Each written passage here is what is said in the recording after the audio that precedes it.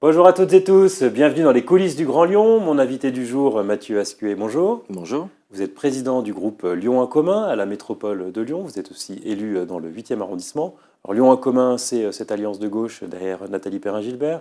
Vous êtes sympathisant de la LFI. On sent que votre mouvement a de plus en plus de turbulences avec les écologistes. Le nombre de dossiers sur lesquels vous exprimez des divergences augmente au fil du mandat. Non, c'est simplement qu'en cours de mandat, on a un certain nombre de sujets sur lesquels nous sommes en accord, et puis des sujets sur lesquels, et c'est normal, on exprime une pluralité de visions. Et c'est important pour la démocratie aussi. Alors, sur quoi ces désaccords se font?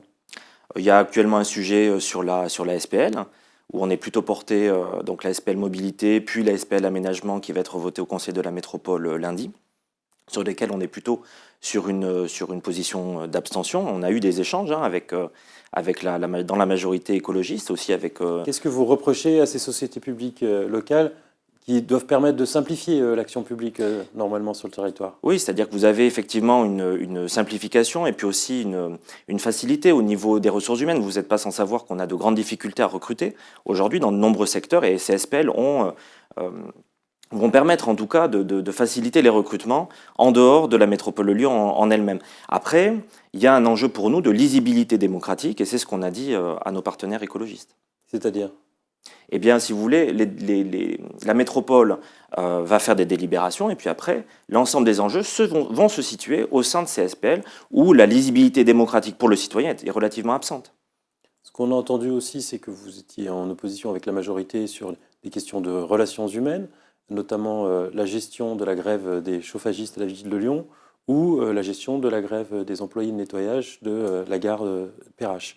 Là-dessus, pour vous, les écologistes ne font pas ce qu'il faut. Je dirais pas ça. Je vais surtout vous parler de la grève de Perrache, parce que c'est celle que je connais le mieux, et puis surtout j'ai été présent avec les différents syndicats. Je pense que sur la situation de Perrache, on a d'abord un premier problème qui est la responsabilité sociale de l'entreprise Arc-en-Ciel. Donc, avec les dernières informations que j'ai aujourd'hui, ce mardi aura lieu un comité d'entreprise avec l'annonce du plan de sauvegarde de l'emploi. C'est déjà une première étape. Après, concernant nos alliés écologistes, on a eu l'occasion de le dire, notamment dans un communiqué de presse récent, nous, ce que nous mettons en lumière, c'est la question des marchés réservés. Et ça, c'est en lien directement avec l'État. C'est-à-dire qu'à l'heure actuelle, la métropole a d'une certaine manière une responsabilité morale, puisque nous avons fait le choix de passer d'un marché public classique, donc la société Arc-en-Ciel, à ce qu'on appelle un marché réservé. C'est-à-dire que ce sont Pour de l'insertion. C'est de l'insertion, c'est l'économie sociale et solidaire. Donc bien sûr qu'on est favorable à ça. Qui ne serait pas favorable à développer l'insertion sur le territoire? Maintenant, le problème, c'est qu'il y a une société avec des employés qui actuellement obtient ce marché, et du coup, eux ne peuvent pas candidater, donc techniquement, ils vont perdre leur emploi. Et surtout, derrière ça, ce que vous ne dites pas, c'est qu'il y a déjà eu un mouvement de grève l'année dernière de ces employés qui se plaignaient des problèmes de management et de relations avec un cadre de la métropole. Eux ont le sentiment que du coup, cette histoire de marché réservé, c'est une vengeance. C'est pour leur faire payer finalement leur mouvement social de l'année dernière. Alors moi, je ne me mettrai pas sur une position morale à ce niveau-là. Il y a eu effectivement un mouvement l'année dernière, mais qui est très différent du mouvement aujourd'hui. Par contre, je voudrais revenir sur la question... Il n'y a pas de lien entre les deux.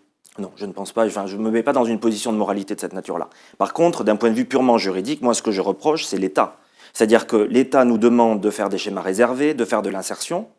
Très bien, mais l'État ne nous dit pas qu'est-ce qu'on fait des employés dans des situations où vous passez de votre marché public à votre marché réservé. C'est ça le problème. L'État ne nous dit pas comment on organise sur les territoires cette question de cette bascule du marché public au marché réservé. C'est ça qui est essentiel. Parce que la situation à Perrache est une des situations qui va se reproduire dans le temps. Tant qu'on n'a pas de solution opérationnelle sur ce sujet-là, qu'est-ce qu'on fait des personnes dans ce passage? À vous de trouver des solutions aussi. Il faut travailler avec l'insertion, c'est ce que fait Emeline Baum, elle le fait très bien. Mais enfin, comprenez qu'on en est à 1 an seulement du SPAR, donc le schéma d'achat responsable, et qu'il y a besoin de temps pour travailler sur le territoire avec les entreprises. Un autre sujet sur lequel on entend régulièrement des divergences, notamment de votre part, c'est celui d'accueil des mineurs non accompagnés, les MENA dans l'agglomération. Vous êtes souvent, en général, de ce qu'on comprend, assez solidaire de Grégory Doucet à la ville de Lyon et estimé que Bruno Bernard à la métropole n'en fait pas assez. Alors c'est plus complexe, si vous me permettez. Moi, de mon point de vue, qui est à la fois élu sur la ville de Lyon au niveau du 8e arrondissement et à la fois président de groupe à la métropole, il faut quand même que tout le monde entende qu'il y a sur la ville de Lyon sur les clauses de compétence générale, une vraie volonté d'accompagnement humaniste de ces situations. Ça, c'est le premier point. Et sur la métropole, il faut quand même aussi se rappeler qu'on est la seule collectivité publique de France à avoir créé ce qu'on appelle aujourd'hui des stations, avec 92 places, qui permettent d'accueillir les mineurs isolés qui n'ont pas été reconnus en première évaluation comme étant des mineurs, qui sont en instance de reconnaissance pour leur minorité auprès du juge pour enfants. On est la seule collectivité à avoir fait ça. Pendant la crise Covid, la métropole a aussi pris sur elle pour financer l'ensemble, un accompagnement et une protection universelle pour l'ensemble des jeunes qui se présentaient au guichet en disant « je suis mineur ». Donc ça aussi, c'est un exemple de l'action qui est faite sur la métropole. Donc on ne peut pas dire que la métropole fait rien, c'est absolument pas vrai, au contraire. Le vrai problème maintenant, à mon avis, il est au niveau là aussi de l'État. C'est-à-dire qu'il y a deux questions qu'il faut se poser. Première question, comment l'État règle le flou juridique après la première évaluation? Je m'explique. Vous avez un mineur isolé qui se présente et qui demande à être reconnu comme mineur auprès des services de forme réfugiés. Flou juridique, mais légalement, il n'y a pas tellement de flou juridique. Tant que la décision de justice n'a pas clairement acté qu'ils étaient majeurs, ils sont supposés être mineurs. Et donc, ils doivent être pris en charge par les départements. Tout le monde n'a pas cette lecture juridique en réalité, c'est ça le problème. Et vous n'avez pas non plus de jurisprudence. Les départements évitent d'avoir cette lecture qui ne les arrange pas, mais...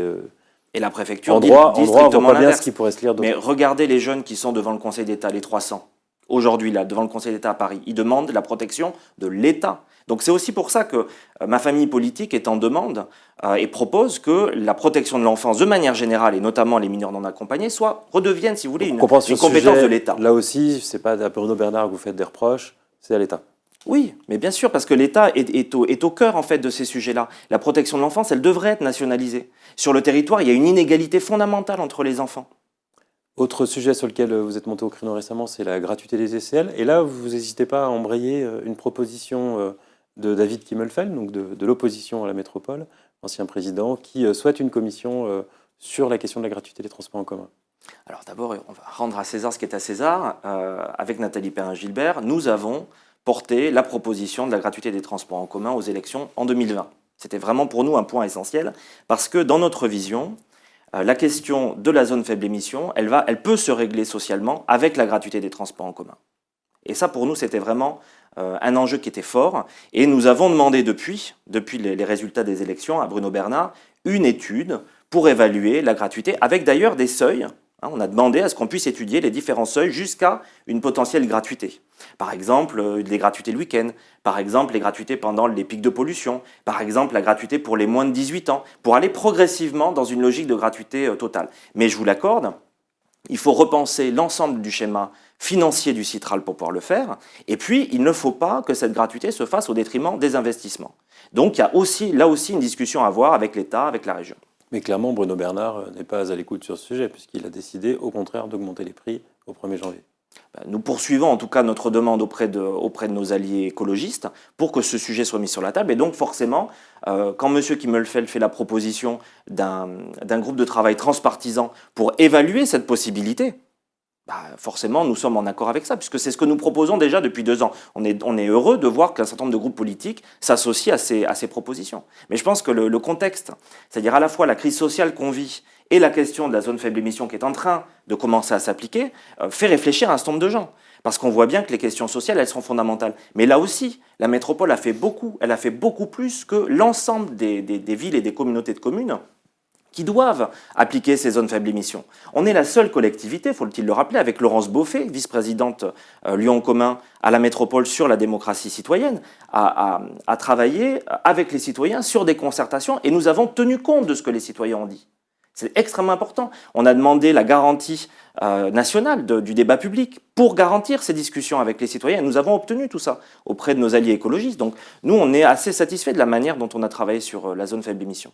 Dernière question, on avait reçu Sandrine Brunel ici qui évoquait une alliance possible des discussions entre les socialistes, Lyon en commun, LFI, dans la perspective des prochaines élections locales.